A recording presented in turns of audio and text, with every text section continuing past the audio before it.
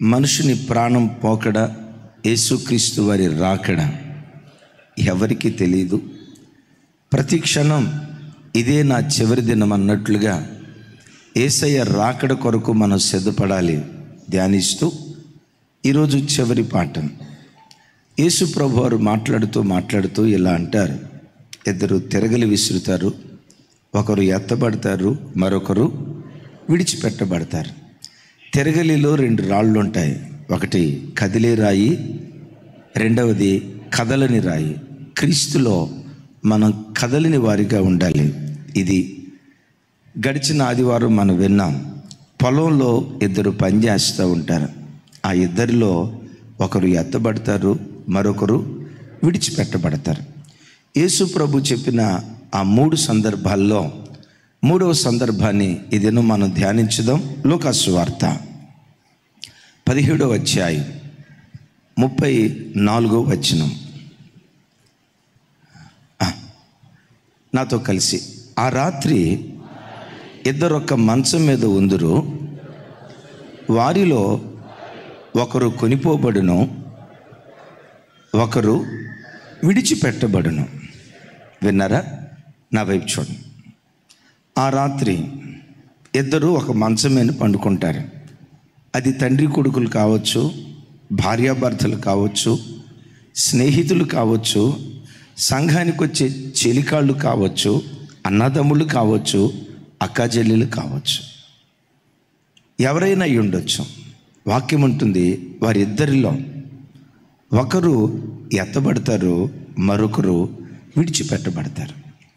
అయ్యా, ఇది ఎప్పుడు జరుగుతుంది? యేసు ప్రభు వారు అక్కడ ఒక మాట అంటారు, ఆ రాత్రి ఇద్దరిలో ఒకరు ఎత్తబడతారు. ఒకసారి నా వైపు చూడండి. యేసు ప్రభు వారు వచ్చే సమయం, కాలం, గడియ ఎవరికైనా తెలుసా? తెలియదు. కానీ ప్రభు ఇక్కడేమంటారు? ఆ రాత్రి. ఓ మాట అంటే యేసయ్య రాత్రిపూట వస్తారు అని ఈ మాటకున్న అర్థం. నోరు తెరిచి చెప్పాలి, మాట్లాడాలి. కాదా? అవునా కాదా? యేసయ్య రాత్రిపూట వస్తారు అని ఈ మాటకున్న అర్థం. ఒకవేళ రాత్రిపూట వస్తారు అని నిజమైతే ఇప్పుడు మనకు పగటిపూట. అమెరికా వాళ్ళకి రాత్రి అయితే మనకు పగలు, మనకు రాత్రి అయితే అమెరికా వాళ్ళకు పగలైపోద్ది. వాస్తవంగా ఇది సమయాన్ని సూచించిన మాట కాదు, కానీ స్థితిగతులను సూచించినటువంటి మాట. ఇది స్థితికి సంబంధించింది కానీ సమయానికి సంబంధించింది కాదు. ఏంటయ్యా స్థితి? యేసు ప్రభు వారి రాకడ దినాల్లో ఆధ్యాత్మిక భ్రష్టత్వం జరుగుతుంది. భూతద్దం బట్టి భూతలమంతా వెతుకుతూ నిజంగా నీతిగా బ్రతికేవాడు ఎవడైనా ఉన్నాడా? భక్తిగా బ్రతికేవాడు నిజంగా ఎవడైనా ఉన్నాడా? క్రీస్తు కొరకు నడుం కట్టుకొని నిఖార్సైన క్రైస్తవ జీవితం జీవించే వ్యక్తులు ఎవరైనా ఉన్నారా? మందిరానికి వచ్చేవాళ్ళు 1000 కొలది ఉండొచ్చు, యేసు ప్రభు నమ్ముకున్న వాళ్ళు 1,00,000 కొలది ఉండొచ్చు. యేసుక్రీస్తే నా దేవుడని ఆయన రక్తంతో కడగబడి బాప్తిస్మం తీసుకొని దేవుని కొరకు బ్రతుకుదామని వచ్చిన ప్రజలు కోటాను కోట్ల మంది ఉండొచ్చు. బిడ్డలారా, భక్తిగా బ్రతికే ప్రజలు మాత్రం కొద్దిమందే. యేసు ప్రభు వారు అంటారు కదా, మనుష్య కుమారుడు ప్రత్యక్షమైన దినాలలో మనుషులలో విశ్వాసాన్ని కనుగొందునా అంటాడు. ఏంటి? మనుష్య కుమారుడు ప్రత్యక్షమైన దినాలలో విశ్వాసులలో విశ్వాసాన్ని నేను కనుగొంటానా అంటాడు. అంటే యేసు ప్రభు వారి రాకడ దినాల్లో మనుషుల్లో ఆధ్యాత్మిక భ్రష్టత్వం జరుగుతుంది. అందుకనే అపోస్తుడైన పౌలు వారు కానీ యేసుక్రీస్తు వారు కానీ వారు చెప్తూ ఇలా అంటారు, పిలవబడిన వారు అనేకులు, ఏర్పరచబడిన వారు కొందరే. దైవజనుడైన మోషే పిలుపునందుకొని ఐగుప్తు దేశాన్ని విడిచిపెట్టి కనాను దేశం వైపు వెళ్దామని మోషే పిలుపునందుకొని బయలుదేరిన ప్రజలు రమారమి 6 లక్షల కాల్బలం. 6 లక్షల కాల్బలంలో కనాను చేరుకుంది ఇద్దరే. మిమ్మల్ని కృంగదీయాలని కాదు, క్రైస్తవ్యాన్ని కృంగదీయాలని కాదు, కానీ మనలను మనం ఆలోచించుకోవాలని ఈ మాట చెప్తున్నాను. 6 లక్షల మందిలో 2 కనాను చేరారంటే 5,99,998 మంది అరణ్యంలో ఆకులు రాలిపోయినట్లుగా రాలిపోయారు. నేనంట, వీళ్ళు మోషే పిలుపునందుకొని బయలుదేరలేదా? బయలుదేరారు. బాప్తిస్మం తీసుకోలేదా? ఎర్ర సముద్రాన్ని దాటారు. దేవుని అద్భుతాలు, సూచక్రియలు, మహత్కార్యాలు వాళ్ళు అనుభవించలేదా? అనుభవించారు. మారాను మాధుర్యంగా మార్చటం, బండలో నుండి నీళ్లు రప్పించటం, ఆకాశము నుండి కురిసిన మన్నాను భుజించటం, సముద్రంలో బయలుదేరిన పూరేలను భుజించటం, అట్ దట్ సేమ్ టైం పగలు మేఘస్తంభంగా, రాత్రి అగ్నిస్తంభంగా 40 సంవత్సరాలు దేవుడు ఆ ప్రజలను నడిపిస్తే దేవుని అద్భుతాలను కనులారా చూశారు. మనకులాగా చరిత్ర విన్నవాళ్ళు కాదు, వ్యక్తిగతంగా రుచి చూసిన ప్రజలు. ఎంత వ్యక్తిగతంగా రుచి చూసినా కనానుకు చేరింది మాత్రం 2. 6 లక్షల్లో 2 చేరారంటే మిమ్మల్ని కృంగదీయాలని కాదు. ఆలోచించండి, ఇన్ని వేల మంది ప్రజల్లో ఆ రేషుతో పోలిస్తే ఎత్తబడే ప్రజలు ఎంతమంది, విడిచిపెట్టబడే ప్రజలు ఎంతమంది? దేవుని రహస్య రాకడలో రెప్పపాటు కాలంలో రూపాంతరం చెంది ఆయన ముఖాన్ని ముఖాముఖిగా చూసి యుగాయుగాలు పరలోక రాజ్యంలో దేవునితో కూడా బ్రతికే ప్రజలు ఎంతమంది? ఆ దినాన విడిచిపెట్టబడే ప్రజలు ఎంతమంది? ఒక్కసారి నా తట్టు చూడండి. నేను మరలా మిమ్మల్ని అడుగుతున్నాను, ఒకవేళ ఈ ఉదయకాలమే సంఘాన్ని కొనిపోవటానికి ఒకవేళ ప్రభు వస్తే ఎత్తబడే గుంపులో నీవు ఉంటావా? ఎత్తబడే గుంపులో నీ పిల్లలు ఉంటారా? ఎత్తబడే గుంపులో నీ భార్య ఉంటుందా? ఎత్తబడే గుంపులో నీ భర్త ఉంటాడా? మరలా చెప్తున్నాను, యేసుక్రీస్తు రాకడలో ఒకరి భక్తి ఇంకొకరికి పరలోకం ఇవ్వలేదు. 2 ఒకే మంచం మీద పడుకుంటే ఒకరు ఎత్తబడుతున్నారు, మరొకరు విడిచిపెట్టబడుతున్నారు. ఒకసారి నాకు సమాధానం చెప్పండి. ఒకరు ఎత్తబడ్డారు అంటే వాళ్ళు భక్తి కలిగిన వాళ్ళు అయినట్లా, భక్తి లేని వాళ్ళు అయినట్లా? అంటే భక్తి కలిగిన వాడి భక్తి రెండో వ్యక్తికి పరలోక రాజ్యం ఇవ్వలేకపోయింది. దీని అర్థం నీ వ్యక్తిగత భక్తి నిన్ను పరలోకంలో నిలవబెడుతుంది. నీ భర్త భక్తి నీకు పరలోకం ఇవ్వలేదు, నీ భక్తి నీ పిల్లలకు పరలోకం ఇవ్వలేదు, నీ భక్తి నీ భార్యకు పరలోకం ఇవ్వలేదు, పిల్లల భక్తి తల్లిదండ్రులకు పరలోకం ఇవ్వలేదు, సేవకుడి భక్తి విశ్వాసులకు ఇవ్వలేదు, విశ్వాసుల భక్తి సేవకుడికి పరలోకం ఇవ్వలేదు. నిన్ను నన్ను పరలోక రాజ్యంలో నిలవబెట్టేది నీ వ్యక్తిగత భక్తి జీవితమే పరలోక రాజ్యంలో నిలవబెడుతుంది. అందుకని వ్యక్తిగతంగా ఎవరంతట వాళ్ళు కట్టబడుతూ ఆయన రాకడకు సిద్ధపడుదుముగాక. మంచిది. ఇక్కడ ఒక మాట అంటాడు, మంచం మీద 2 పండుకుంటారు, ఒకరు ఎత్తబడతారు, మరొకరు విడిచిపెట్టబడతారు. మంచం అనే ప్రస్తావన వచ్చింది కదా. ఈ మంచం అనే విషయంలో దావీదు మంచం చుట్టూత దేవుని వాక్యాన్ని బోధిస్తూ ఇంకా బైబిల్లో కొందరి మంచాలు లేఖనాల్లో నుంచి ధ్యానించుదాం. నంబర్ 1, ఆరాధికుల మంచాలు. ఆరాధించే అనుభవాలు కలిగిన వ్యక్తులు ఆయన రాకడలో ఎత్తబడతారు. అపవిత్రతతో బ్రతికే ప్రజలు ఆయన రాకడలో విడిచిపెట్టబడతారు. 2 తండ్రి కొడుకులు, 2 పెయిర్స్ చెప్తాను, నా వైపు చూడండి. యాకోబు, రూబేను. ఒకసారి చెప్పండి, ఇంకోసారి. యాకోబు, రూబేను, దావీదు, అమ్నోను. వీళ్ళు తండ్రి కొడుకులు. ఓ మాట అంట, తండ్రి కొడుకులు ఒకే మంచం మీద పండుకొని ఉంటారా లేదా? ఏం అంత సీరియస్గా చూస్తున్నారండి? ఇక పిల్లల్ని ఇక పక్కన పండుకోబెట్టే అలవాటు లేదన్నట్టు ఈ కాలపు తల్లిదండ్రులకు లేదులేండి. ఇక రాత్రి వచ్చిందంటే ఫోన్ తీసుకోవటం ఆడుకోవటం, ఫోన్ తీసుకోవటం ఆడుకోవటం. ఫోన్తో ఆడుకోవాలంటే పక్కన ఆడుంటే కుదరదు కదా. సరే, తండ్రి కొడుకులు ఒకే మంచం మీద పండుకొని ఉంటారా లేదా? రూబేను, యాకోబు ఒకే మంచం మీద పండుకొని ఉంటారు. మిమ్మల్ని అడుగుతా, వీళ్ళిద్దరిలో ఎవరు ఎత్తబడే గుంపులో ఉంటారు? యాకోబు. రూబేను ఎత్తబడే గుంపులో ఉండడు. ఎందుకు? ఏం జరిగింది? అట్ దట్ సేమ్ టైం దావీదు, అమ్నోను తండ్రి కొడుకులు ఒకే మంచం మీద పండుకొని ఉంటారు. మిమ్మల్ని అడుగుతా, అమ్నోను దావీదులు ఎవరు ఎత్తబడే గుంపులో ఉన్నారు? వీళ్ళ మంచం మనకు నేర్పే పాఠం తండ్రి కొడుకుల మంచం. ఆదికాండం 47వ అధ్యాయం 28వ వచనం నుంచి 31వ వచనం వరకు.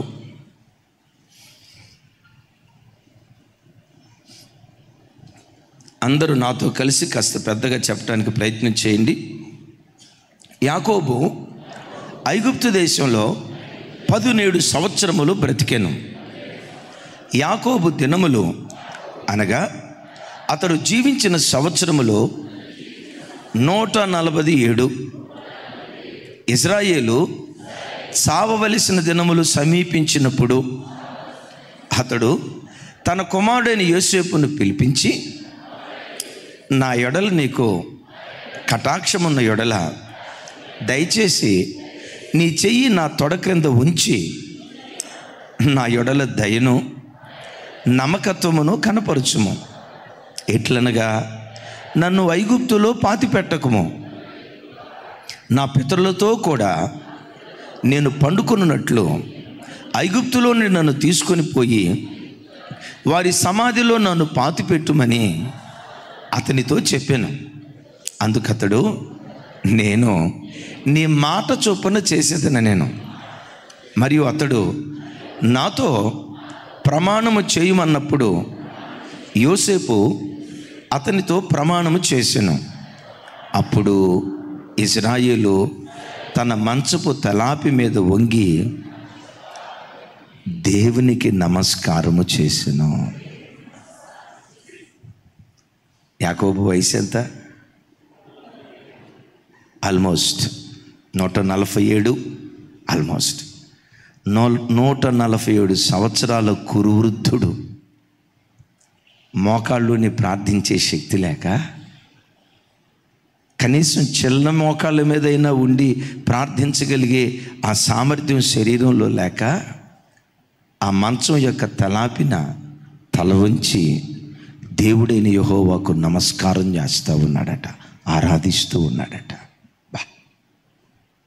147 సంవత్సరంలో కూడా తన భక్తిని కోల్పోలేదు, తన ఆధ్యాత్మిక స్థాయిని కోల్పోలేదు.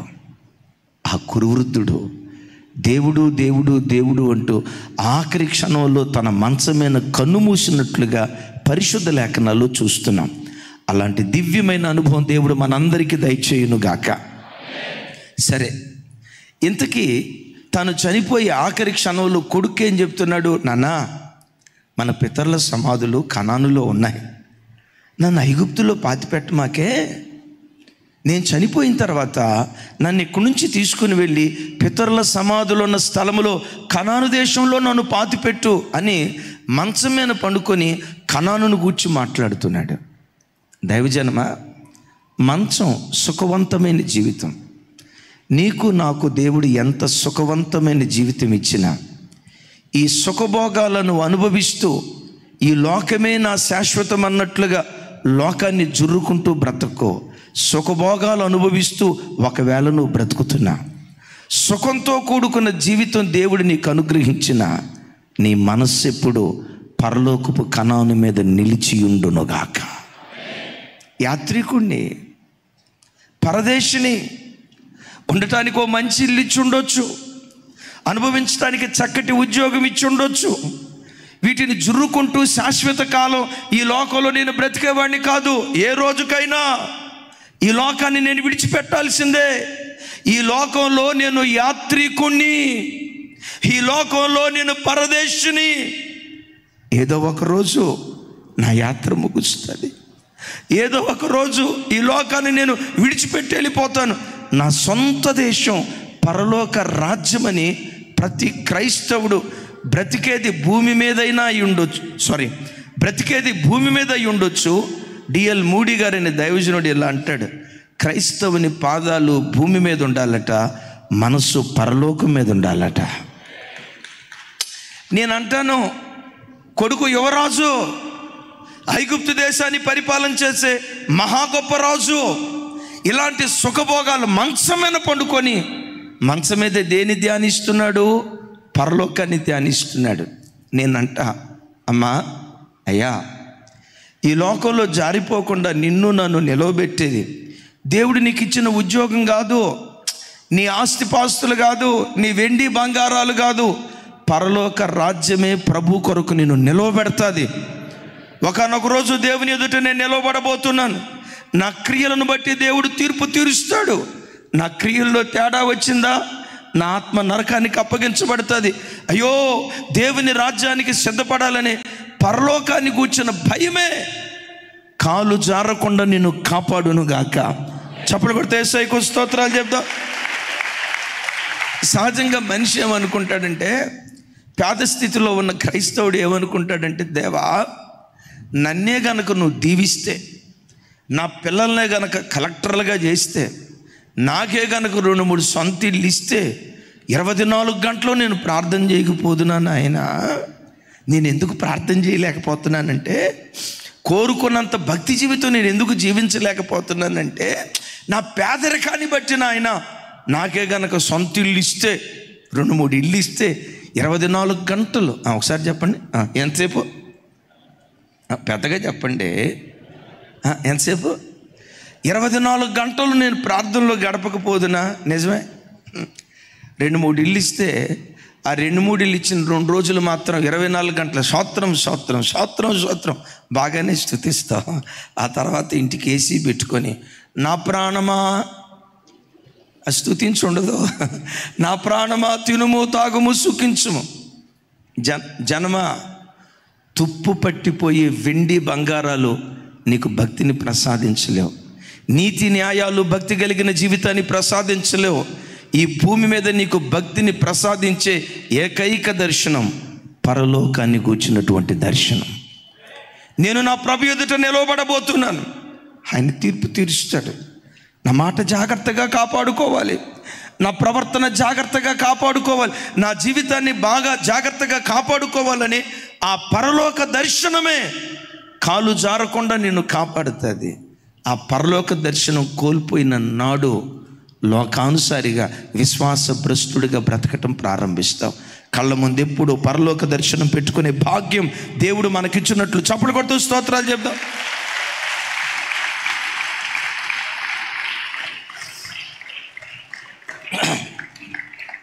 యేసయ్యకు మహిమ కలుగును గాక.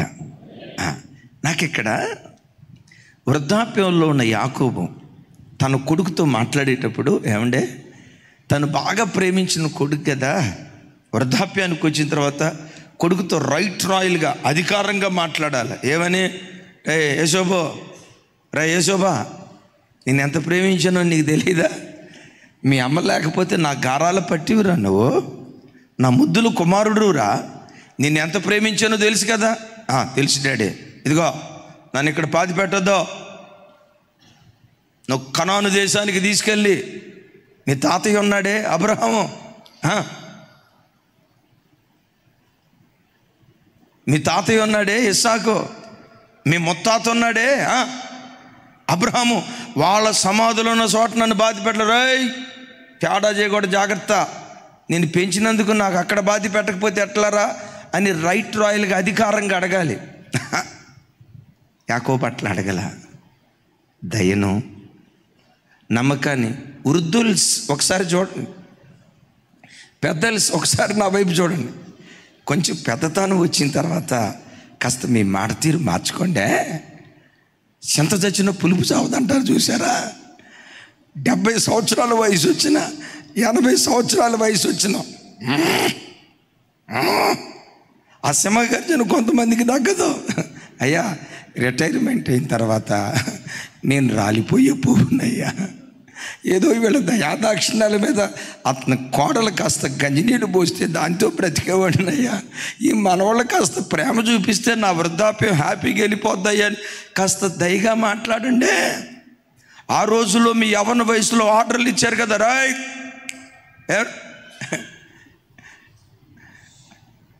ఆజ్ దిన్ నై చల్తా, ఇది నల్ల కుదరదు. యాకోబుని చూసి నేర్చుకోండి సార్. ఏమంటాడు చెప్పండి?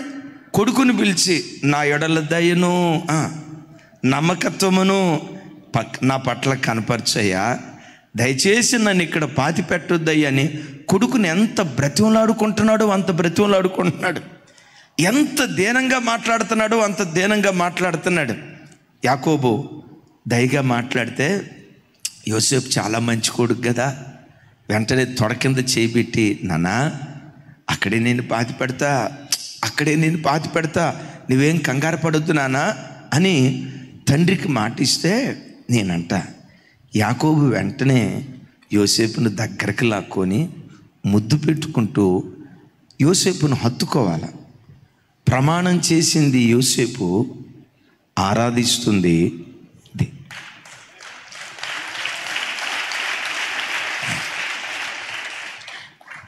నా మాట ఇక్కడ అర్థమైందా? నాన్న నువ్వు కోరుకున్నట్లుగానే నేను కనానులో పాతి పెడతాను మాట ఇచ్చింది ఎవరు చెప్పాలి. ఆ మాట ఇచ్చిన వెంటనే ఏ తండ్రి అయినా సహజ సిద్ధంగా ఏం చేస్తాడు?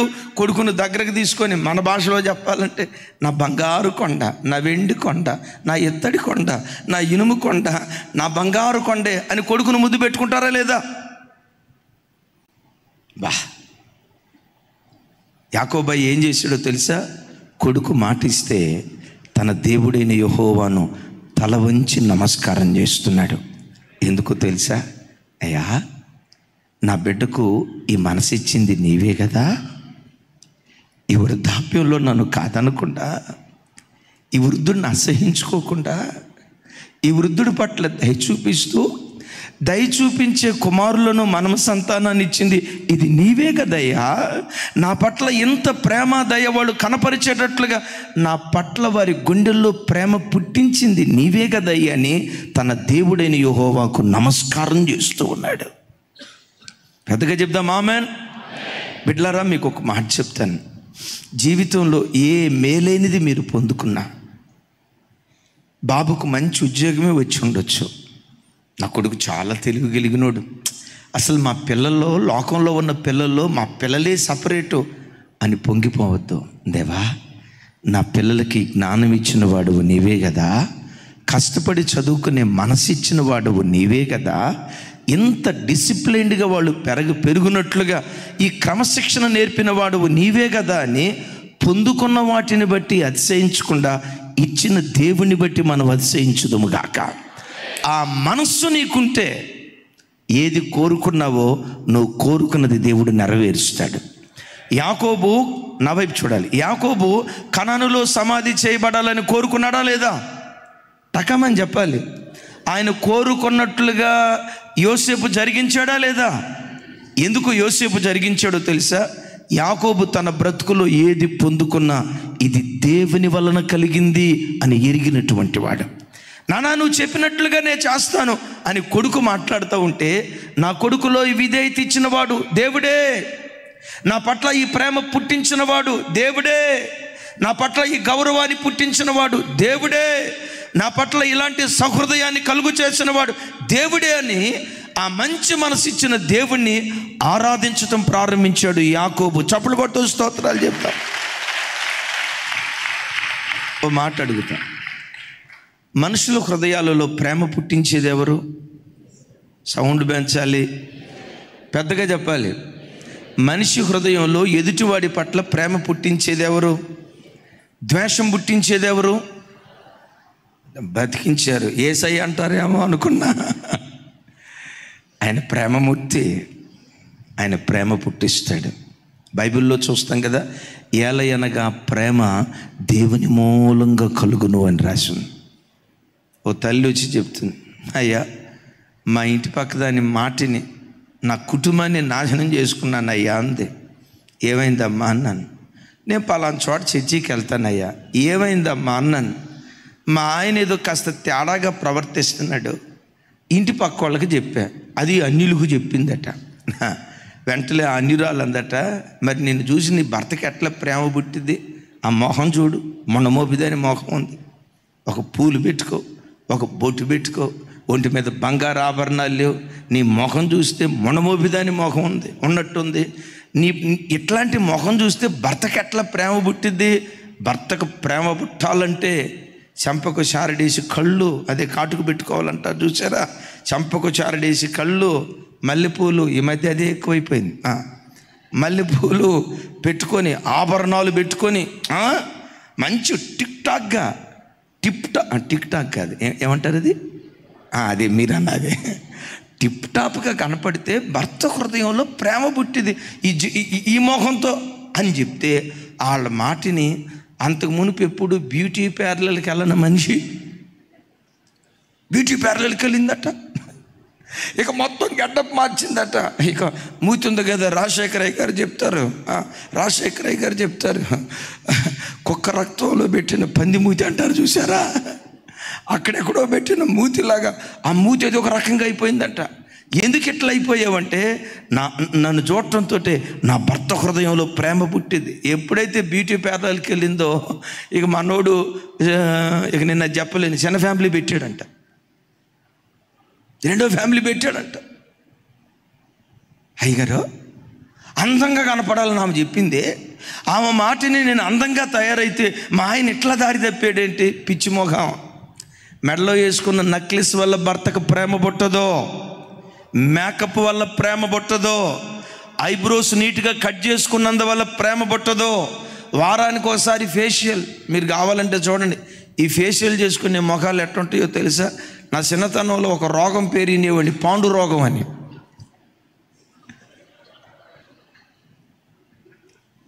ఏమంటారు ఆ రోగం పేరు? ఏదో ఆ రోగం పేరు ఏదో అంటారు తమ్ముడు. క్రాంతి, నీకేం తెలిసిన చిన్న?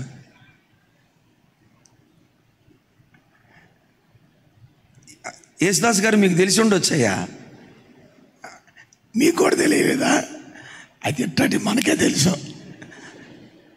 పాండు రోగం అంటారంటే ముఖంలో రక్తం ఉండదు, రక్తపు చుక్క లేని ముఖం ఏమంటారు, పాలిపోయినట్టుంటుంది, పాండు రోగం అని అంటారు. ఈ ఫేషియల్ చేసుకున్న కొన్ని ముఖాలు ఎట్లుంటాయంటే పాండు రోగం కూడా ముఖం ఉన్నట్టుంటుంది. అయ్యగారు నేను ఎంత ఫేషియల్ చేసుకున్నా ఎందుకు నా భర్తకు ప్రేమ పుట్టల? నా దేవుని వాక్యం అంటుంది, ప్రేమ దేవుని మూలంగా పుడుతుందని. ఇప్పుడు యాకోబు కురువృద్ధుడు తల వంచి దేవునికి నమస్కారం చేస్తున్నాడు. నా ప్రభు బిడ్డలారా, మీ అందరినీ, వృద్ధులందరినీ దీవిస్తున్నా. వాళ్ళే కాదు వృద్ధులు, రేపు మనం కూడా వృద్ధులం అవుతాం కదా.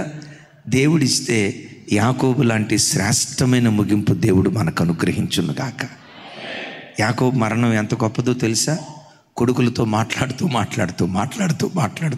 దీవించాల్సిన వాళ్ళని దీవిస్తూ మాట్లాడుతూ మంచం మీద ముడుచుకొని తన ఆఖరి శ్వాస విడిచిపెట్టాడట. Praise the Lord. దైవజనమా, యాకోబు మంచం, ఆరాధించే మంచం. యాకోబు ఆరాధికుడు. వృద్ధాప్యానికి వచ్చిన ఆఖరి క్షణాల్లో కూడా దేవుడు అంటూ తన ఆఖరి శ్వాస విడిచిపెట్టాడు. ఇదే కోవలో దావీదు భక్తుడిని చూస్తాం. చూడండి, దావీదు భక్తుడు, రాజుల మొదటి గ్రంథం 1వ అధ్యాయం 46, 47 వచనాలు. అందరూ మీ బైబిల్ తెరవాలి, చూడాలి.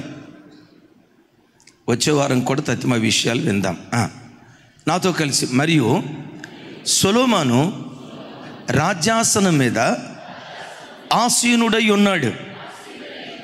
అందుకై రాజు సేవకులు మన ఏలినవాడును రాజునకు దావీదునకు కృతజ్ఞతలు చెల్లింపవచ్చి, నీకు కలిగిన ఖ్యాతి కంటే సొలొమోనునకు ఎక్కువ ఖ్యాతి కలుగునట్లును, నీ రాజ్యము కంటే అతని రాజ్యము ఘనముగా ఉండునట్లును దేవుడు దయచేయునుగాక అని చెప్పగా, రాజు మంచం మీద సాగిలపడి నమస్కారము చేసి ఇట్లా నేను ఏమన్నాడు?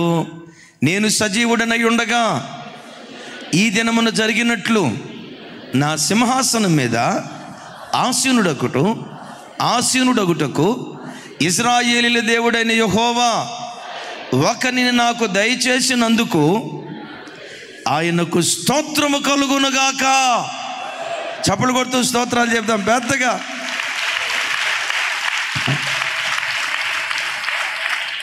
ఆగుదాం.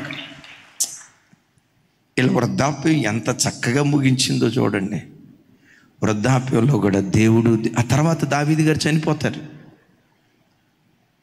వృద్ధాప్యంలో కూడా దేవుడు దేవుడు దేవుడు దేవుడనే ప్రపంచంలోనే విహరిస్తూ ఆఖరి శ్వాస విడిచిపెట్టారు. బైబిల్లో చాలామంది భక్తులు ఉన్నారు.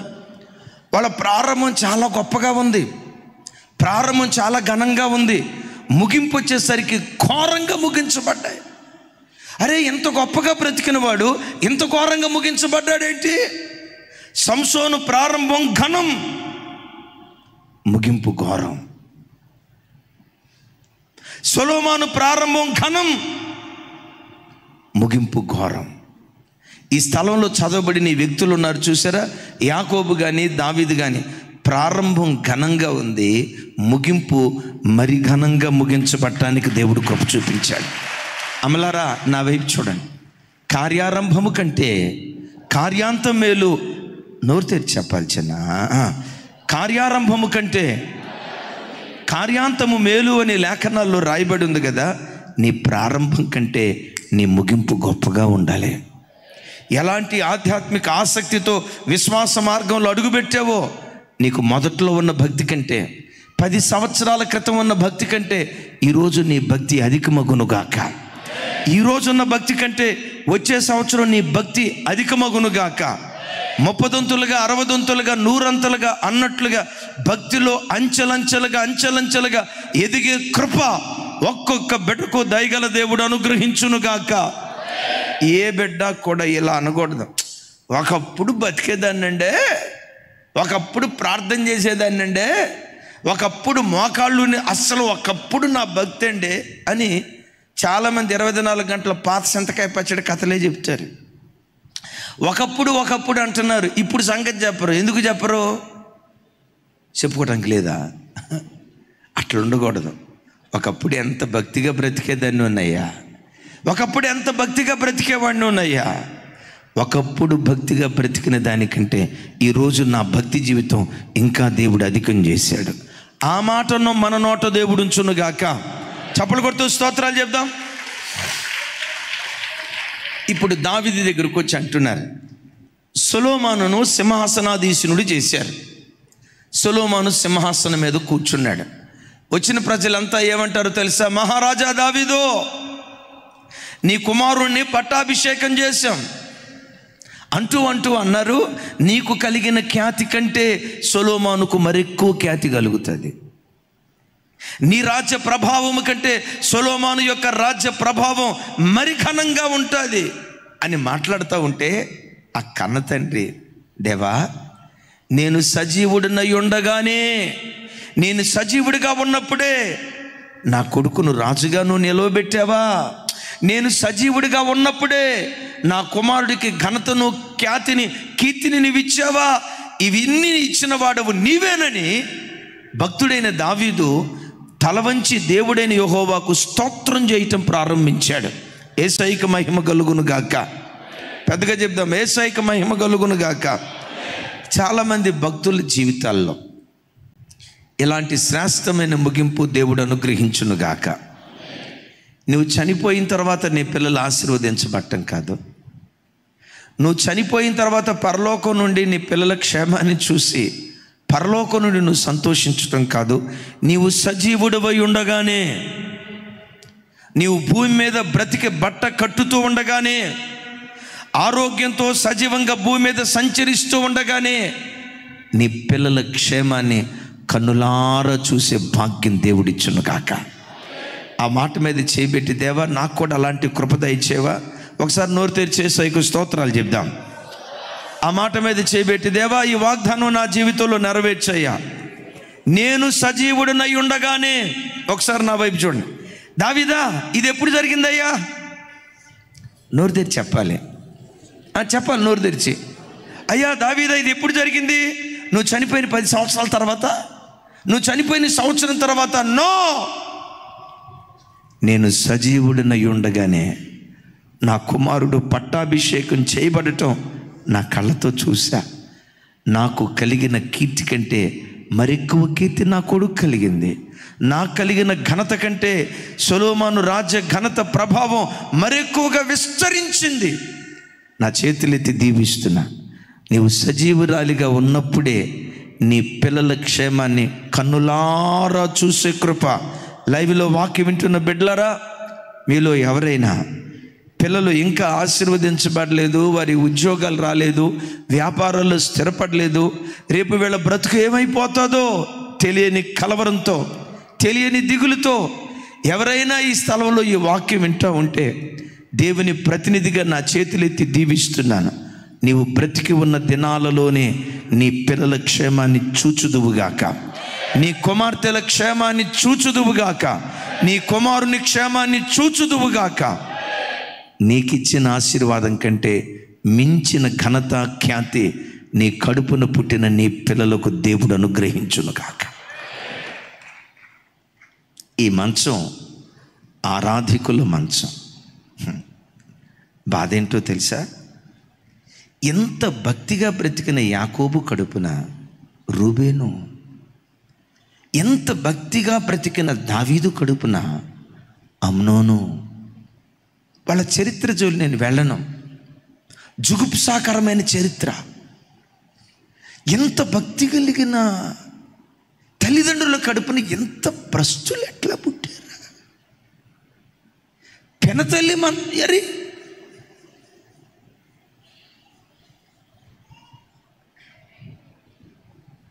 యాకోబా, నీవెవరివి? ఇస్సాకు కొడుకునయ్యా. యాకోబా, నీవెవరివి? అబ్రహాము మనవన్నయ్యా. ఎవరయ్యా అబ్రహాము? విశ్వాస వీరుడు. ఎవరు ఇస్సాకు? విధేయతకు ప్రతిరూపం, యేసుక్రీస్తు వారికి ముంగుర్తుగా ఉన్నవాడు. నీవెవరివయ్యా? ఎబ్బోకు రేవు దగ్గర మగసిరి గలవాడనై దేవునితో పోరాడిన ప్రార్థనా యోధుణ్ణి. మీ కుటుంబంలో ఎవరు పుట్టారయ్యా? నా మంచం ఎక్కి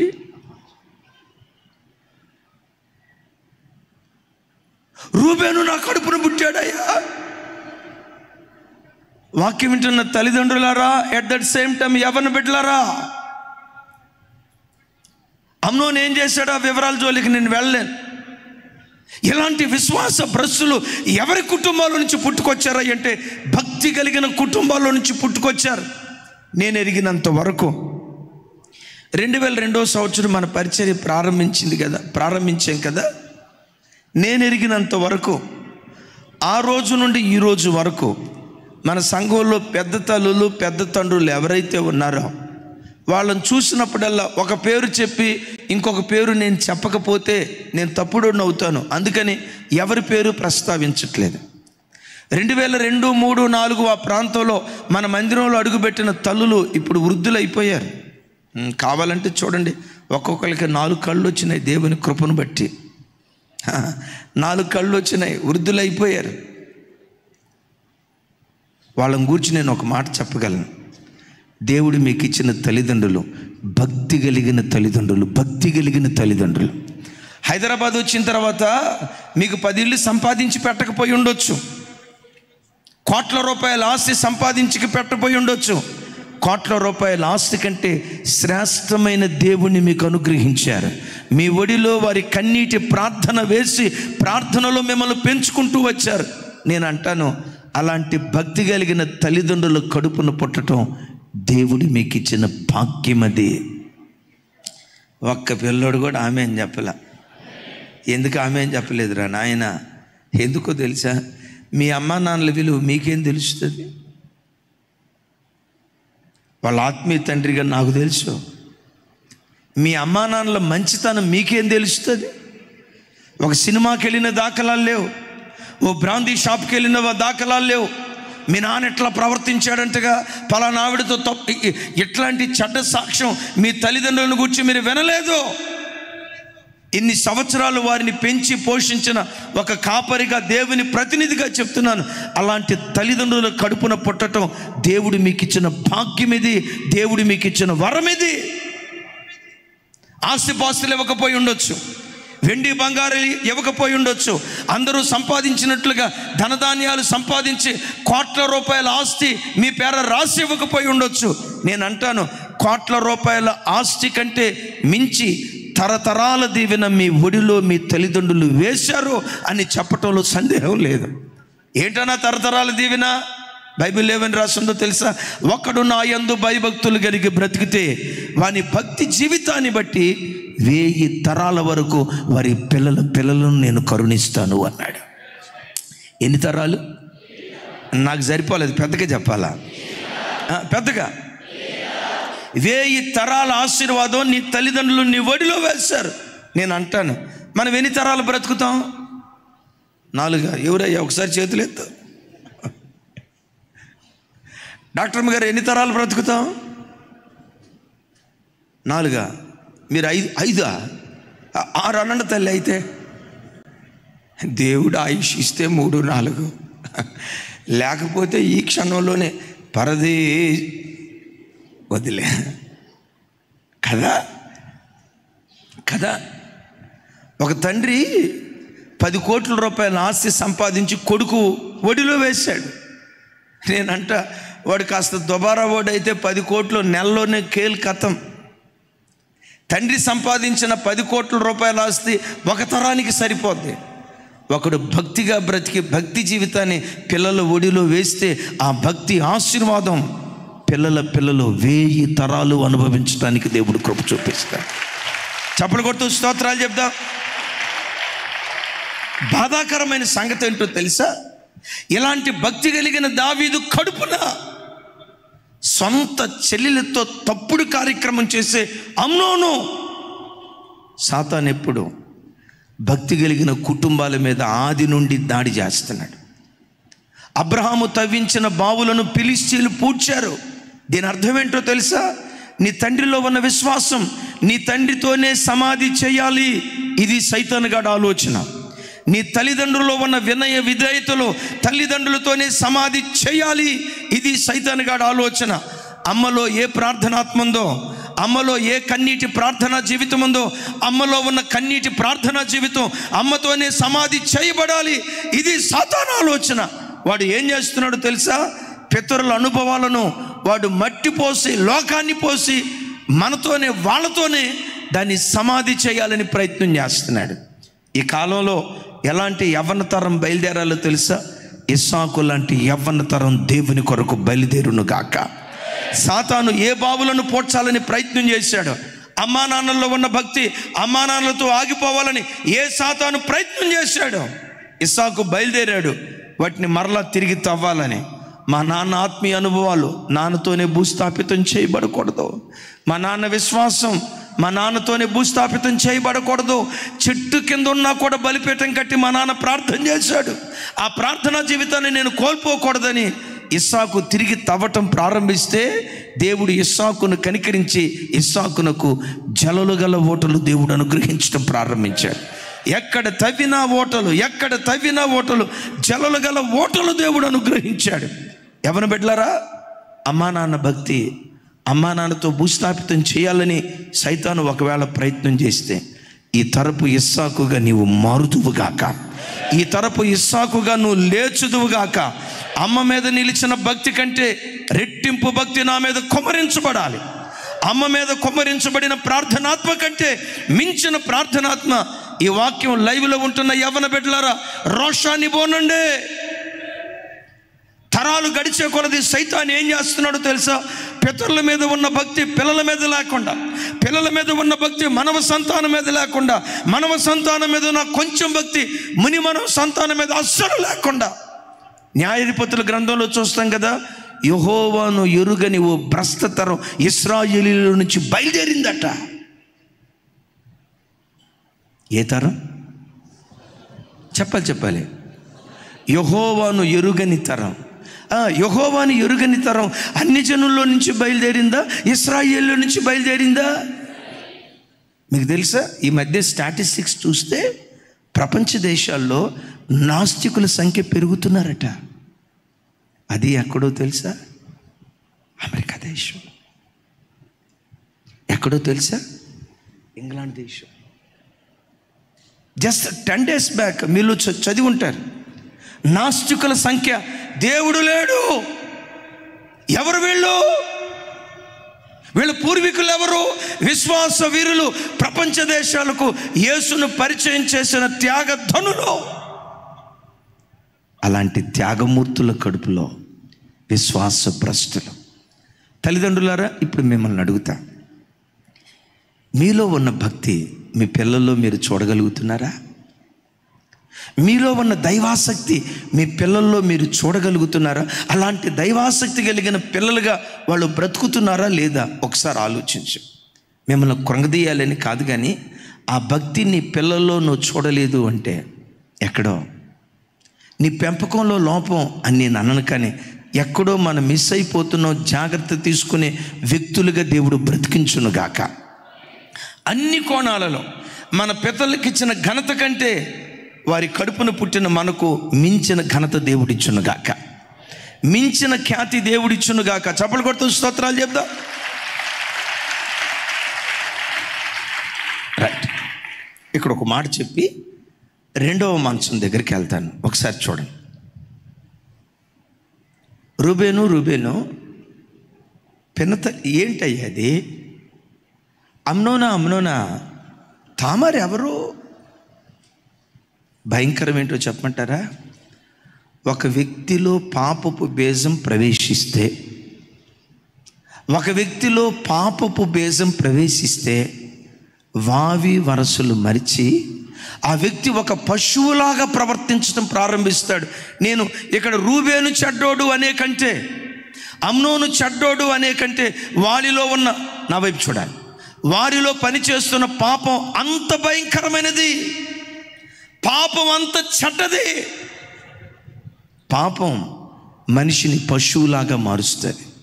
పశువుకి తల్లి ఎవరో చెల్లెవరో తెలియదు, బావెవరో మరిదెవరో తెలియదు, తమ్ముడెవరో అన్నెవరో తెలియదు, అక్కెవరో చెల్లెవరో తెలియదు, నాన్నెవరో మరిదెవరో తెలియదు. నా వైపు చూడండి. పశువుకు వావి వరుసలుండో. ఒక మనిషిలో పాపపు బీజం ప్రవేశిస్తే వావి వరసలు మరిచిన పశువులాగా ప్రవర్తిస్తాడు. ఒక పశువు ఎలా క్రూరంగా వ్యవహరించి ఒక ఉన్మాదిగా పాపం చేసే వ్యక్తి మిగిలిపోతాడు. ఒకసారి నా వైపు చూడండి. ఈ వాక్యం వింటున్న మీ జీవితాల్లో ఎక్కడైనా మనసులో పాపం పనిచేస్తుందా? తస్మా జాగ్రత్త. అది త్రాగుడే కావచ్చు, అక్రమ సంబంధాలే కావచ్చు, బెట్టింగే కావచ్చు, దేవుని వాక్యానికి భిన్నమైన ఏ పాపానికి నువ్వు చోటిచ్చిన పాపం నిన్ను ఉన్మాదిగా మారుస్తుంది. మన తెలంగాణ ప్రాంతంలో ఇద్దరు అక్క చెల్లెళ్ళు, అక్క దారి తప్పింది, అక్కను చూసి చెల్లి దారి తప్పిందట. నేను ఒక మాట అంట, సంఘానికి వచ్చే పెద్దలు ఉంటారు చూసారా, మీ క్రమశిక్షణ నెక్స్ట్ జనరేషన్ మీద ఇంపాక్ట్ చూపిస్తుంది. ఓ తండ్రికి ఇద్దరు కొడుకులు పుట్టారు. పెద్దోడు ప్రవర్తన చిన్నోడి మీద ఇంపాక్ట్ అవుతుంది. పెద్ద అమ్మాయి ప్రవర్తన చిన్న అమ్మాయి మీద పనిచేస్తుంది. పెద్ద అమ్మాయి ట్రాక్లో ఉంటే చిన్న అమ్మాయి ఆటోమేటిక్గా ట్రాక్లో ఉండే అవకాశం ఉంటుంది. పెద్దోడు ట్రాక్లో ఉంటే చిన్నోడు ట్రాక్లో ఉండే అవకాశం ఉంటుంది. మొత్తానికి పెద్ద అమ్మాయి దారి తప్పింది. పెద్ద అమ్మాయిని చూసి చిన్న అమ్మాయి కూడా దారి తప్పిపోయింది. విచిత్రం చెప్పంటారా? పెద్ద అమ్మాయి కంటే చిన్న అమ్మాయి ఇంకా 2 ఆకులు ఎక్కువ చదివిందంట. 2 ఆకులు ఎక్కువ చదివి పగలనేది రాత్రి అనేది లేదు, 24 గంటల ఫోన్లో ఎవరితోనో చాటింగ్ చేస్తట. ఎంతకు చదివేది అమ్మాయి ఇంటర్మీడియట్. చెప్పండి ఏం చదువుతుంది? ఇంటర్మీడియట్ అంటే ఎంత వయసు? 17 సంవత్సరాలు. అందుకని నేను ప్రారంభంలో చెప్పే కదా, ఈ దినాలు రాత్రి దినాలు, ఇవి పగటి దినాలు కాదు. గాఢాంధకారపు చీకటి లోకాన్ని ఆవరించింది. రాత్రి కాలంలో మనం బ్రతుకుతూ ఉన్నాం. తండ్రికి తెలిసింది.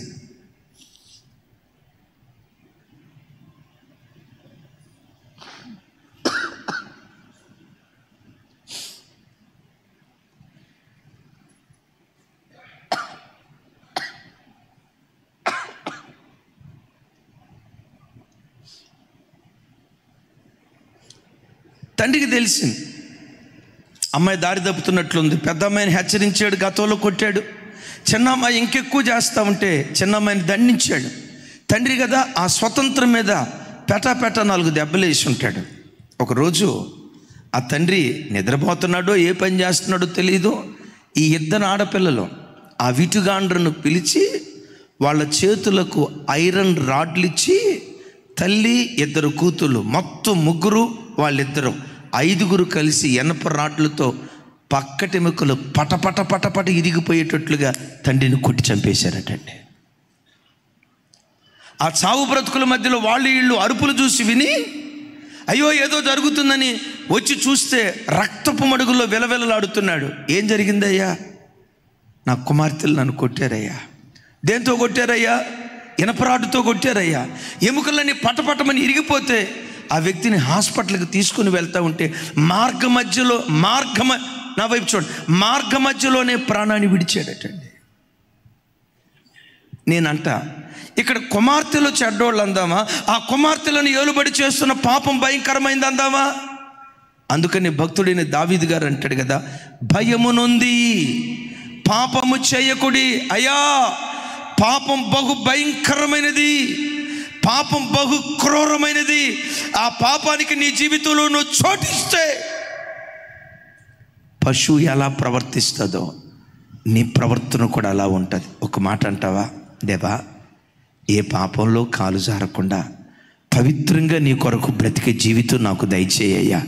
అలాంటి పవిత్రమైన జీవితం వరంగా నువ్వు పొందుకుంటే ఈ తరపు యాకోబులాగా దేవుడు నిన్ను ఆశీర్వదించునుగాక, ఈ తరపు దావీదులాగా దేవుడు నిన్ను దీవించునుగాక. చప్పట్లు కొడుతూ మా ప్రభువుకు స్తోత్రాలు చెప్దాం. రెండవ, నా వైపు చూడు, రెండవ మంచం అచంచలమైన విశ్వాసం, చంచలమైన విశ్వాసం. ఒకటేమో ఆరాధికుల మంచం. ఆ ఆరాధికుల మంచంలో అపవిత్రుల మంచం అమ్నోను మంచం, రూబేను మంచం. రెండవ మంచం ఇప్పుడు నేను చెప్పబోయే మాట క్లుప్తంగా చెప్పి వచ్చే వారం మనం విందాం. రైట్. రెండవ మంచం అద్భుతమైనటువంటి మాట. రెండవ మంచం ఏంటి అంటే ఇప్పుడు మనం చెప్పుకున్నాం కదా, అచంచలమైన విశ్వాసంతో నిండిన మంచం, చంచలమైన విశ్వాసం కలిగిన మంచం. దావీదును పట్టుకోవాలని సౌలు పరివారాన్ని పంపించాడు. ఎక్కడున్నా దావీదును పట్టుకొని తీసుకొచ్చేసేయండి. దావీదు అనేవాడు భూమి మీద లేకుండా చేద్దామని దావీదు మేకాలును వివాహం చేసుకున్నప్పుడు దావీదును పట్టుకురమని సైన్యాన్ని పంపించాడు. అక్కడ ఏం జరిగిందో ఒక విచిత్రం. భక్తుడైన దావీదు గారి ఇంట్లో ఎలాంటి కార్యక్రమాలు జరిగాయా? విచిత్రం కలుగు చేసే మాట చూడండి. సమూయేలు మొదటి గ్రంథం 19వ అధ్యాయం 12వ వచనం నుంచి 14వ వచనం వరకు ఒకసారి చూడండి. నేను చదువుతాను. 12వ వచనం నుంచి 14వ వచనం వరకు.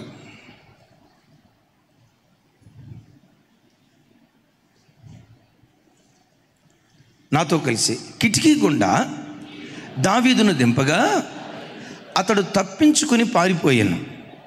తరువాత మేకాలు ఒక గృహదేవత బొమ్మను తీసి మంచం మీద పెట్టి మేకబొచ్చు తలవైపున ఉంచి దుప్పటితో కప్పివేసి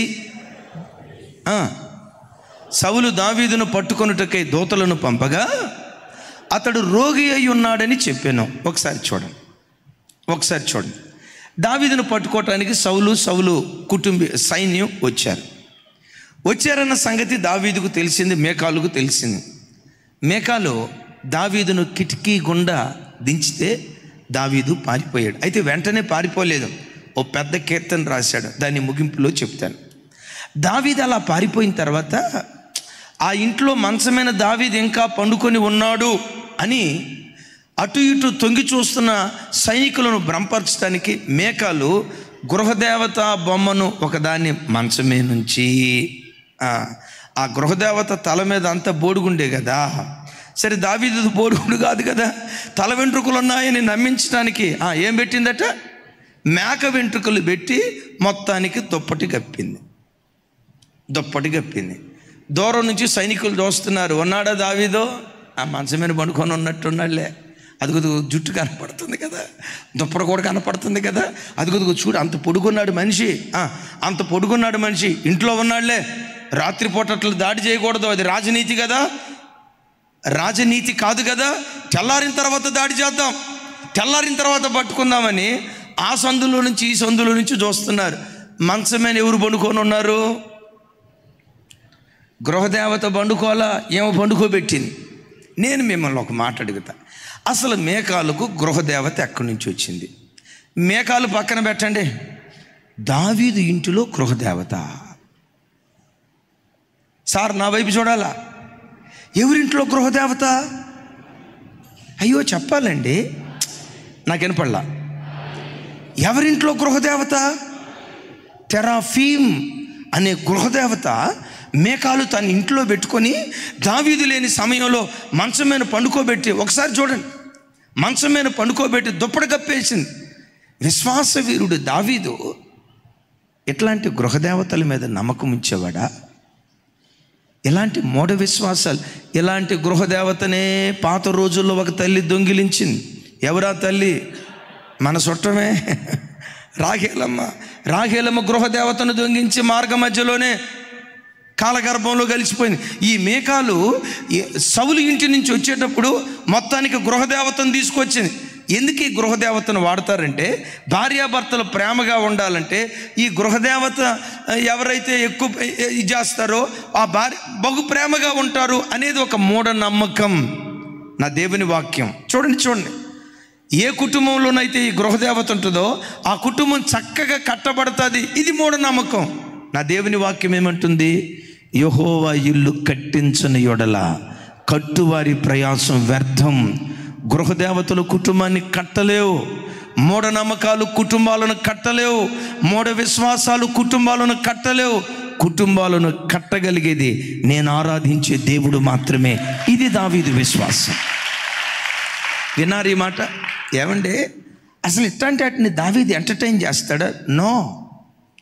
దావీదు ఈ విషయంలో ఎంత రోషం కలిగిన వాడో 16వ కీర్తన మొదటి 3 చరణాలు, 16వ కీర్తన చూడండి తమ్ముడు. నెక్స్ట్ వర్స్, నెక్స్ట్ రైట్, నాతో కలిసి చెప్పండి. యెహోవాను విడిచి వేరొకరిని అనుసరించు వారికి శ్రమలు విస్తరించును. వారు అర్పించు రక్తపానీయములు నేను అర్పింపను. వారి పేర్లు నా పెదవులతో నెత్తను. ఒకసారి చెప్పండి, ఆ పేర్లు కూడా. నేను ఆరాధించే దేవుడు జీవం కలిగిన దేవుడు. నేను ఆరాధించే దేవుడు నిజదేవుడు. నేను ఆరాధించే దేవుడే ఏకైక దేవుడు. ఆయన తప్ప మరొక దేవుడు లేడు. వాళ్ళ పేర్లు కూడా ఉచ్చరించటానికి నేను ఒప్పుకోను. వాళ్ళ పేర్లు కూడా ఎత్తను అన్నాడు. ఒక మాట అంట, వాళ్ళ పేర్లు కూడా ఎత్తటానికి ఇష్టపడిన దావీదు ఇంటిలో స్వరం ఎత్తాలి. పెద్దగా చెప్పాలి సార్.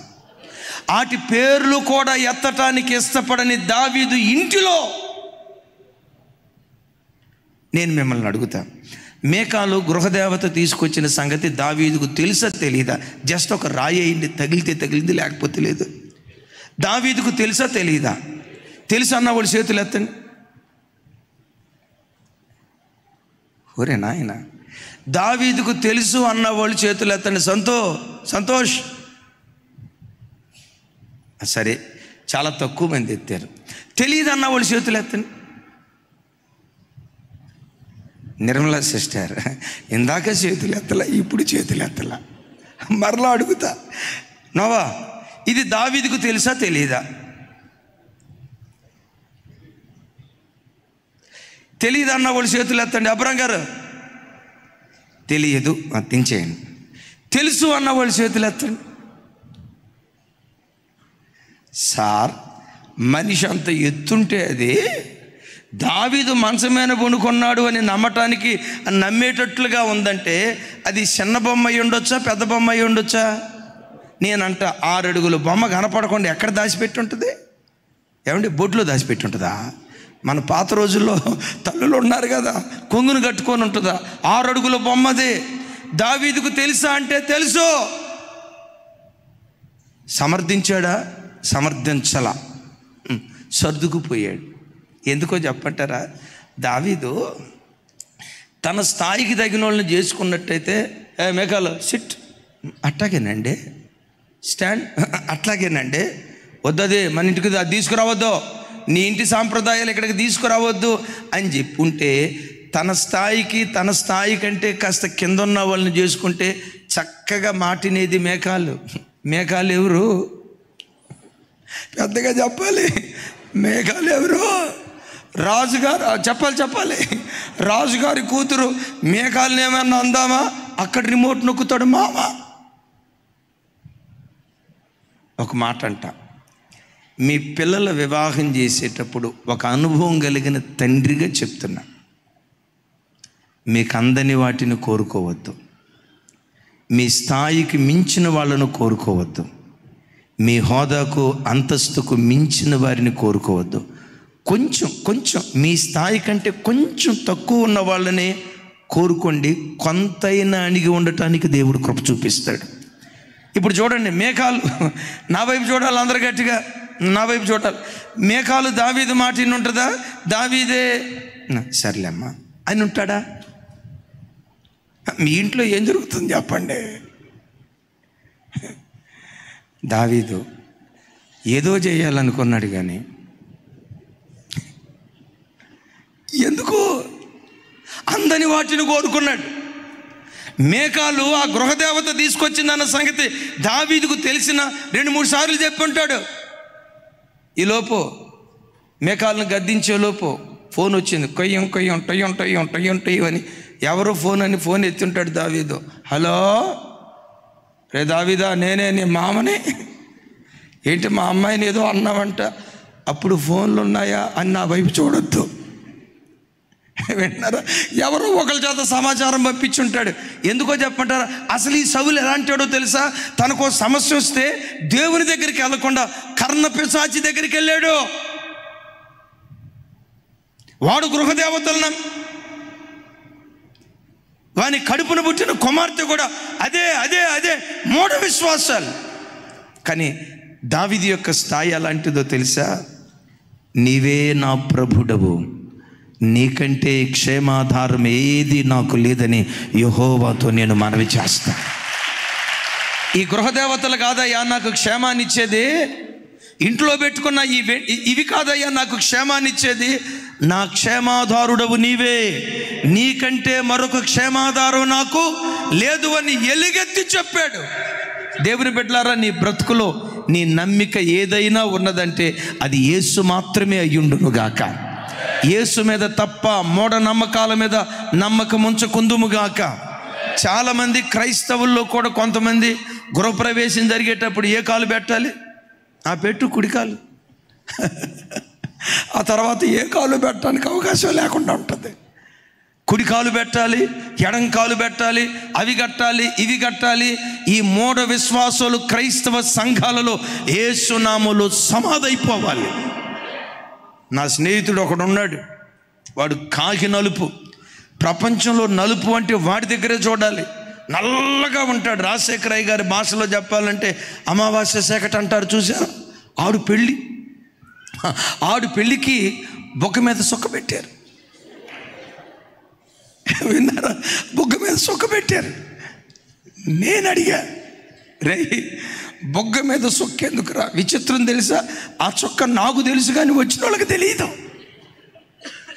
ఎందుకంటే 2 కలిసిపోతాయి, సేమ్ రంగు, ఒకటే కలిసిపోతాయి.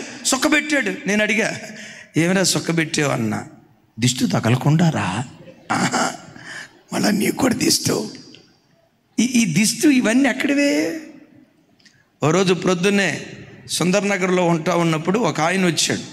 జరగబోయేవి చెప్తాం, జరుగుచున్నవి చెప్తాం, జీవుడు ఏ దిక్కుకు వెళ్ళాడో అవన్నీ చెప్తాం, చరిత్ర మారుస్తాం, జాతకాలు మారుస్తాం, జాతకాలు చెప్పబడును. సడన్గా నన్ను చూశాడు. అంటాడు, అయ్యగారికి రాజయోగం ఉంది, త్వరలో దూరదేశం వెళ్ళబోతున్నాడు అన్నాడు. అని ఒక్కసారి మీ చెయ్యిస్తారా, మీ జాతకం చెప్తాను అన్నాడు. నేనేమన్నాను తెలుసా? నేనే జనాల జాతకాలు చెప్పేవాడిని అయ్యా. నా జాతకం నువ్వేం చెప్తావు? రా నీ జాతకం చెప్తాను రా అన్నా. లేదు ఒకసారి చెయ్యండి జాతకం చెప్తాను అన్నాడు. నేను అన్నా, యేసయ్య చేతిలో నా చెయ్యి ఎప్పుడైతే వేశానో, యేసయ్య నా చెయ్యి పట్టుకొని ఎప్పటి నుంచి అయితే నడిపించటం ప్రారంభించాడో, నా జాతకం తెలుసుకోవాల్సిన అవసరం ఇక నాకు లేదు. నా భవిష్యత్తు నా దేవుని చేతిలో పెట్టాను. నా క్షేమాధారుడు, నేను ఆరాధించే దేవుడు. ఒకవేళ ఈరోజు క్షేమంగా లేకపోవచ్చు, ఒక రోజు వస్తుంది తప్పకుండా నా దేవుడు నాకు క్షేమం ఇస్తాడు. ఈరోజు ఏడ్పై ఉండొచ్చు, ఒక రోజు వస్తుంది నోటి నిండా దినాలు దేవుడు అనుగ్రహిస్తాడు. ఈరోజు కూలిపోయి ఉండొచ్చు, అగాధపు అంచులకు వెళ్ళిపోయి ఉండొచ్చు, అక్కడ నుంచి భవిష్యత్తులో దేవుడు ఆకాశమంత ఎత్తుకు లేవనెత్తడానికి శక్తి కలిగిన వాడు. నా భవిష్యత్తు నా దేవుని చేతిలో మీరు చెప్పాలనే ఆపింది. నా దేవుని చేతిలో నా భవిష్యత్తు భద్రంగా ఉంది. ఆయన చేతిలో చెయ్యి పెట్టిన తర్వాత ఇంకొకటికి చెయ్యి చూపించాల్సిన అవసరం లేదు. నా జాతకం నాకు తెలుసు, నీ జాతకం కూడా నాకు తెలుసు. కాదయ్య గారు ఆయన అన్నాడు, కాస్త కాలదోషం అడ్డుపడుతుంది, సర్పదోషం అడ్డుపడుతుంది, నేను ఒక మంత్రం చెప్పిస్తే దోషాలన్నీ పోతాయి అన్నాడు. నేను అన్నా, దోషాలు పోవటానికి మాకు మంత్రాలు కాదు, యేసుక్రీస్తు రక్తాన్ని ఆశ్రయిస్తే చాలు. ఆయన పాద సన్నిధిలో ప్రణమిల్లి ఒక చిన్న ప్రార్థన చేస్తే చాలు. యేసుక్రీస్తు రక్తము ద్వారా, ప్రార్థన ద్వారా సమస్త దోషాలు కొట్టివేయబడతాయి. తరతరాల శాపాన్ని, నా వైపు చూడాలి, తరతరాల శాపపు కాడిని విరగగొట్టే శక్తి యేసుక్రీస్తు రక్తంలో దాగుంది. క్రీస్తు యేసునందున్న వాడికి ఏ శిక్షా విధి లేదు. దావీదు పారిపోక మునుపు ఆ ఇంట్లో ఉన్నాడు. మేకాలు వచ్చి అంటది, పారిపో పారిపో అంటది. ఆగాగో, దేవుడు చక్కటి పాటిచ్చాడు, రాస్తున్నాను ఆగో, మంచి ట్యూన్ కూడా ఇస్తున్నాడు, ఆగాగు రాస్తున్నాను ఆగని. విచిత్రం తెలుసా, 59వ కీర్తన రాశాడు. అది ఒక్క మాట చదివి ప్రార్థన చేస్తా. చూడండి, 59వ కీర్తన.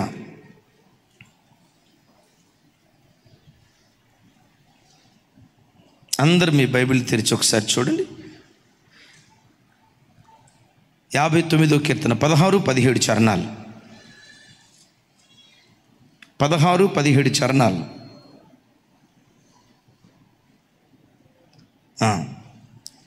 వాస్తవంగా పైన రాసి ఉంటుంది. ఈ కీర్తన ఎప్పుడు రాశారయ్యి అంటే, దావీదు తన ఇంటిలో ఉన్నప్పుడు దావీదును పట్టుకోవటానికి సౌలు సైనికులు వచ్చినప్పుడు, మేకాలు పారిపో పారిపో అంటే దావీదు అంటాడు, నాతో కలిసి చెప్పండి, నీవు నాకు ఎత్తైన కోటగా ఉన్నావు, ఆపద్దినమున నాకు ఆశ్రయముగా ఉన్నావు, నీ బలమును గూర్చి నేను కీర్తించెదను, ఉదయమున నీ కృపను గూర్చి ఉత్సాహగానము చేసేదను. దేవుడు నాకు ఎత్తైన కోటగాను కృపగల దేవుడుగాను ఉన్నాడు. నా బలమా, నిన్నే కీర్తించేదను. చప్పలు కొడుతూ స్తోత్రాలు చెప్తాం. 16వ వచనం, నా వైపు చూడండి, ఒకే నిమిషం నా వైపు చూడండి అంటాడు. పారిపో దావీదా, పారిపో దావీదా అంటే నేను ఎక్కడికి పారిపోతా? ఒకవేళ మీ నాన్న నన్ను పట్టుకోవాలంటే నా చుట్టూతో ఒక ఎత్తైన కోట ఉంది, ఆ కోటను దాటుకొని రావాలి. నా ఇంటి చుట్టూతో ఉన్న కోట గోడను ఎవడైనా దాటగలడు. నా చుట్టూతో ఉన్న ఎత్తైన కోట గోడ నా ఆరాధ్య దైవం, తండ్రి అయినటువంటి దేవుడు. ఎవడైనా ఆ కోట గోడను ఎక్కగలడా? ఎవడైనా ఆ కోట గోడను దాటి నన్ను సమీపించగలడా? ప్రభు అంటాడు కదా, దైవజనమా, దావీదు చుట్టూతో కోట గోడను దేవుడు ఏర్పరిచాడేమో. నీ దగ్గరికి వచ్చేసరికి, నా దగ్గరికి వచ్చేసరికి మనం ఎక్కడున్నామో తెలుసా? ఆయన చేతిలో దాచబడి ఉన్నాం. అంటాడు, నా చేతిలో ఉన్న వాటిని ఎవ్వడు అపహరించలేడు. ఒకవేళ నిన్ను అపహరించాలంటే దేవుని చేతిని ముట్టుకోవాలి. నా వైపు చూడండి, దేవుని చేతిని ముట్టుకోవాలి. దేవుని చేతిని ముట్టుకొని ఆయన చేతులు ఓపెన్ చేస్తే కానీ అప్పుడు నేనంట, దేవుని చేతిని ముట్టగలిగే దమ్ము ధైర్యం సాతాను గడికి ఉందా? దేవుని చేతిని ముట్టగలిగే దమ్ము ధైర్యం సైతాను గడికి లేదు. ఎట్ దట్ సేమ్ టైం ఆయన చేతిలో దాచబడిన నిన్ను సాతాను ముట్టలేడు. ఈ విశ్వాసంతో బ్రతుకు. అంటాడు, ఆపద్దినమున నాకు ఆశ్రయముగా ఉన్నావు, నీ బలమును గూర్చి నేను కీర్తించేదను. ఎవరి బలాన్ని గూర్చి? పెద్దగా చెప్పాలి. మీ తాతల బలాన్ని గూర్చి కాదు అమ్మా, మీ ముత్తాతలు. రాజమోహన్ గారు, అసలు మన కర్రావారి వంశం ఏంటో తెలుసా? మన నక్కావారి వంశం ఏంటో తెలుసా? మన మొండితోక వంశం ఏంటో తెలుసా? తమ్ముడా, వైజయంకే అన్న, వైజయంకే, మన వైజయంకే వంశం ఏంటో తెలుసా? మా బేతపూడి వంశం ఏంటో తెలుసా? మత్తేనా అన్న, ముత్తేనా, ముంచా, రవి. ఈ బలాన్ని గూర్చి కాదు కీర్తించాల్సింది, నీ బలమయ్యున్న దేవునిని గూర్చి ఉదయకాలాన ఉత్సాహగానము చేయుదువుగాక. ఉదయకాలం ఉత్సాహగానం ఉంటుందా, ఉసూరుగానం ఉంటుందా? అబద్ధం ఆడద్దు. ప్రతి ఉదయం ఉత్సాహగానం చేస్తూ ఉంటే ఎత్తైన కోటగా, కృపగల దేవునిగా, కంచెగా దేవుడు మన చుట్టూతో ఉండునుగాక. అలాంటి మంచమైన దావీదు పండుకున్నాడు. మూఢనమ్మకాల మీద మేకాలు పండుకుంది, మూఢనమ్మకాల మీద సౌలు పండుకున్నాడు. సౌలు మేకాలు విడిచిపెట్టబడతారు, దావీదు ఎత్తబడి గుంపులో ఉండటానికి దేవుడు కృప చూపిస్తాడు.